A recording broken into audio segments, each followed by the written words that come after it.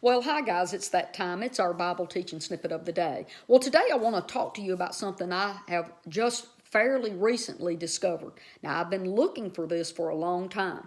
I've been curious about Genesis chapter 9 since maybe 12 years ago. You know, I became a follower of Jesus about 14 years ago, and when I was in youth group, the youth pastor was teaching out of Genesis chapter 9 where God expanded our food menu, right? And you know, teenagers, they've got great questions. They're asking questions. And I had a good relationship with him that I felt comfortable to raise my hand. And I said, well, can you explain why did God tell us that we could now start eating animals? And really I was confused about why didn't God just tell us to eat animals from the very beginning, Genesis 1. I don't think I ever realized that it supposedly changed at that point because I didn't know the Bible. I was an atheist for 23 years, right? So I'd never really understood that in the beginning it was plants only, and then in Genesis 9 it becomes everything, right? So I asked, why did God change our diet? And he said, oh, I know the answer to that, very confidently, by the way. He said, the flood changed everything. So the environment changed, the atmosphere changed, and even our physical bodies changed. And now we have to eat the animals to be healthy. I never really questioned it because watch this, guys. See, I'm not judging anybody. I'm clear on where they's been, okay? People can hear judgment sometimes, but it's not. I ate animals and their byproducts for 56 years. I've only been a vegetarian, non-meat eater for 2 years. And I've been a plant-based eater only, not taking in any byproducts, milk, cheese, eggs, none of that, since the end of December of 2019. So I'm not judging anybody. I was a meat eater and participator in what I was taught through social customs and traditions. You know, your mama did it, your grandmama did it, and your great-grandmama and your great-great-grandmama. Well, that's what we grow up in. Whatever we grow up in is what we live out. That's why we have the same sicknesses. Yeah, and many times the same dysfunctional problems, right? Okay, so what's passed down to us through our families. But it's even harder for believers because we're told in church that God wants us to kill, slaughter, and harm animals, other living beings. So we have two things that we got to break free of to shift what we believe. And I'm not judging, but I'm absolutely challenging what we've been taught and what we believe. And I am also encouraging people that you do not have to be sick. You do not have to be sick. You do not have to be sick, guys. We know from our own experiences that when we cut out meat and animal byproducts, our bodies heal. We also know through medical research, tons of it by now, for at least 40 years. I'm saying more like 100 years, and there are research from 100 years ago, but huge research for 40 years, proving that people who eat a plant-based diet and do not take in any animal products do not have sickness, disease. They're not on pain medications. Did you know half the United States is addicted to opioids?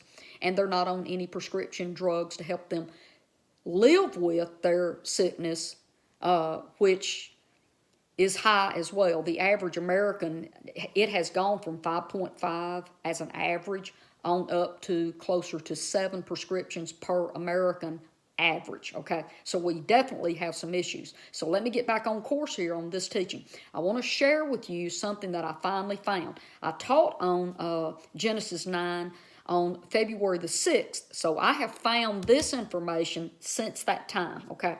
I found when I went to the Dead Sea Scrolls on my trip to Israel, I felt something in me and Holy Spirit kind of urging me to start looking into the Dead Sea Scrolls. And now I understand why I was looking into the Dead Sea Scrolls. I discovered a very ancient writing that was in a ceramic pot, buried in a cave for over 2,000 years. And it is called the Genesis Apocryphon. See that right there? Genesis Apocryphon is the name of this. The Genesis Apocryphon does not record Genesis chapter 9, verse 3, the way that our Latin Vulgate downline Bibles do. I'm going to read to you what our American English Bible says in verse 3 of Genesis 9.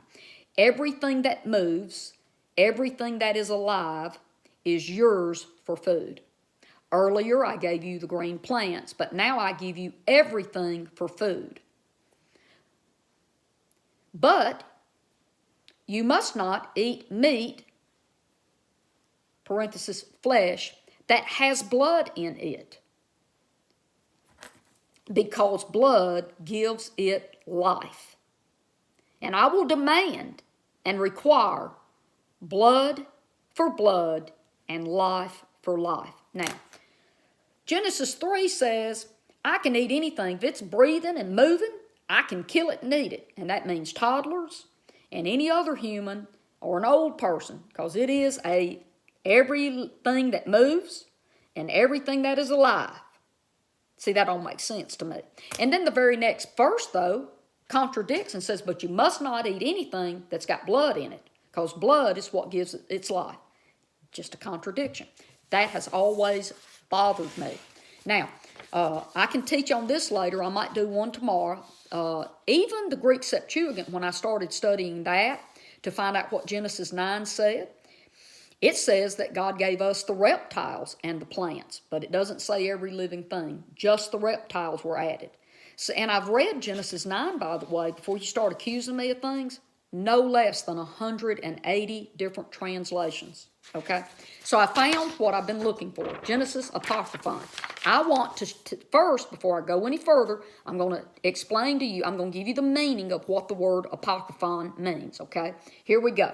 Apocryphon. A doubtful, unknown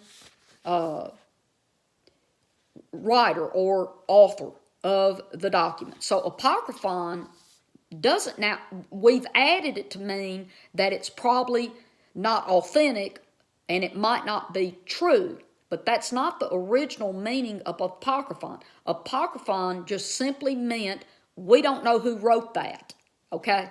So the Genesis, see this? Genesis of an unknown writer is what that means. Now, what I want to make sure I say next about this document, it's been buried in a cave, in a jar, and it was dated, right, by scientists. They have done dating on it, okay, and it's the 3rd century before Christ up to the 1st century. So they got it within like a 300-year period of time, but it was within it is one of the oldest writings, and they've used carbon dating to write. So what I'm saying is it's been buried away. Nobody's had it to burn it, to get rid of it, and neither has it been in the hands of people so they can change it to say what they want it to say to support their belief system. This is very important. So what I want to do is read to you what the Apocryphon says, this Genesis account. Here we go. And it says, and then I, Noah, once they got, so the ark is settled on the mountains of Ararat. And it says, and then I, Noah, went out and walked throughout the land, through its length and through its breadth, and upon it, rejuvenation in their leaves and in their fruit. So the earth had already he's on the boat for a whole year, by the way. Did you know that? Yeah, it was a whole year. Not because it rained 40 days and 40 nights, and then the water started receding. So everything started drying off, and things started growing again. So watch. And its breath upon it, rejuvenation in their leaves and in their fruit. The entire land was full of grass, herbs, and grains. And I'm going to skip down, okay, and read you the part that I want to share with you because of time. I'll post this and you can read the whole thing, but I want to skip down. And it says, be fruitful and multiply and fill the land. Rule over all of them, over the seas, over its wildernesses, over its mountains, and over everything that is in them. So God has given Noah and his sons dominion over the earth again, okay? Now, I am giving to you and your sons everything for food, that of the vegetation and the herbs of the land. Did you get that? I'm giving you everything for food, that of vegetation and herbs of the land. Watch what comes next. But you shall not eat any blood. Now that makes so much more sense than our choppy, mixed up, Latin Vulgate, great-great-great-grandson called our King James and other English Bibles. I'm not picking on the King James. It's just one of the ones, okay? But that Genesis 9 account makes no sense in our English Bibles. And by the way, it don't make no sense in the Greek Septuagint, where it tells us that we can eat the herbs and vegetation and also the reptiles, but not to eat any other animals, because the blood is the life of the animal, and we cannot eat it. So see, even the Greek Septuagint is confusing, and our English Bibles are really confusing. But this ancient old document that nobody has read or seen until it was found in 1947, and it wasn't even translated for like 12 years after that. So let me read to you. This I also printed too, and I'm just going to read that part that I highlighted, okay? And it says here, it's telling us what columns number 6 through 17 in the scrolls is talking about. So I'm going to go down here, and it says, and when the flood had ceased, the ark came to rest in the Ararat mountains, and Noah leaves the boat, and he gives his thanks offering to God, and he and his family explore the land and praise God for the beauty that was found therein. Now let's talk about that. I just told you it was full of vegetation and food, so God wouldn't on no emergency food plan when the boat landed. I taught that on February the 6th.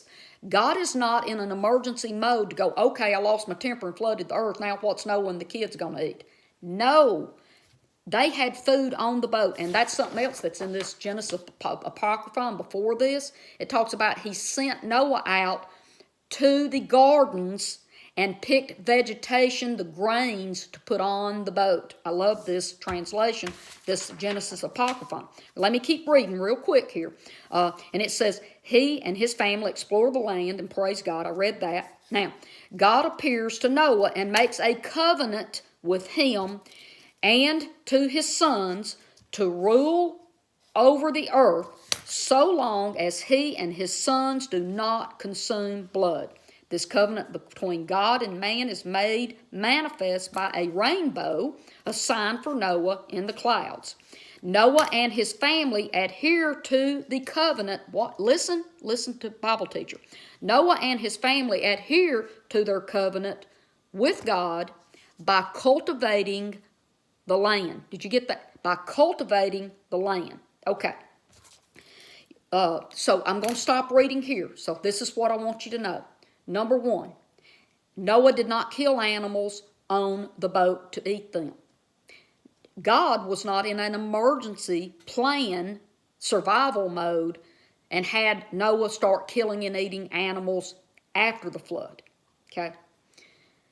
This also clears up our confusion that the land had not rejuvenated and there was nothing to eat in the land.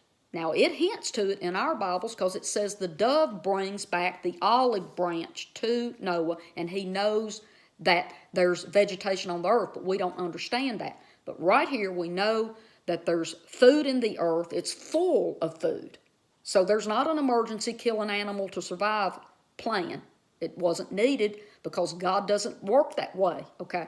And then we also know that that covenant not to eat blood meant anything living. This does not say that Noah can kill and eat anything he wants and any living thing. God says, I have given you the vegetation and the herbs, and now you're going to promise me that you and your kids are not going to go back to what was going prior to the flood and kill for food. You're not going to kill living beings any longer. You're going to go back to Genesis 1:29 and live the way that I created this earth to be. It's right here, bam, in the Genesis Apocryphon. You have no idea how many places I've looked and researched, and it was all right there in the Dead Sea Scrolls, hidden from man, so it couldn't be burned up, destroyed, because many of these writings have been, because men have agendas, guys, and they want you to believe what they want you to follow and what they want. And it proves that it's accurate because it's older than the stuff that we're reading, and no one's had access to it to change it or destroy it, okay? I'm going to sign off. I love you, and I'll see you here tomorrow. Bye-bye.